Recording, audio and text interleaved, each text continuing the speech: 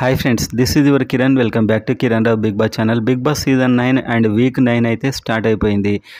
హౌస్లో నామినేషన్స్ కూడా కంప్లీట్ అయ్యాయి. టోటల్గా 7 మెంబర్స్ వచ్చారు.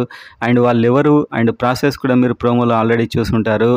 వాళ్ళ ఇమేజ్ ఉన్న ఆ డాల్ని తీసుకొని వెళ్ళి ఎవరైతే వెళ్తారో వాళ్ళు ఈ విధంగా అయితే ప్రాసెస్ అయితే మీరు అందులో చూసుంటారు.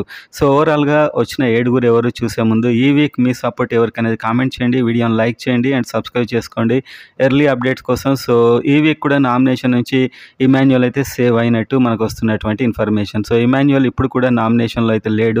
అండ్ ఇందులో సుమన్ అయితే తనకు నామినేషన్ పాయింటే లేదంట, కాబట్టి తనకు తనే నామినేట్ కావడం జరిగింది. సో ఓవరాల్గా వచ్చిన 7 మెంబర్స్ ఎవరు నామినేషన్ లిస్ట్ అనే దాని మీద ఆల్రెడీ ఒక పోల్ కూడా పెట్టారు. సో దీని నామినేషన్ లిస్ట్లానే చూడండి, ఇంకా ప్రాపర్ అఫీషియల్ ఓటింగ్ అయితే స్టార్ట్ కాలేదు. సో ఎవరి ఫ్యాన్ బేస్ ఎంత ఉంది అనేది చూద్దాం. సో ఈ పోల్స్లో అయితే మళ్ళీ తనుజ అయితే టాప్లో వస్తుంది, ఎందుకంటే ఫస్ట్ నుంచి ఇదే ట్రెండ్ అయితే కంటిన్యూ అవుతుంది పోల్స్లో ముఖ్యంగా. అండ్ ఆ తర్వాత కళ్యాణ్ ఉన్నాడు. సో ప్రజెంట్గా అయితే టాప్ 2 మాత్రమే వీళ్ళు ఉన్నారు. ఆ తర్వాత సంజన ఉంది. మళ్ళీ రెగ్యులర్గా ఈ ముగ్గురు అయితే నామినేషన్లోకి వస్తున్నారు. సంజన మళ్ళీ వచ్చింది.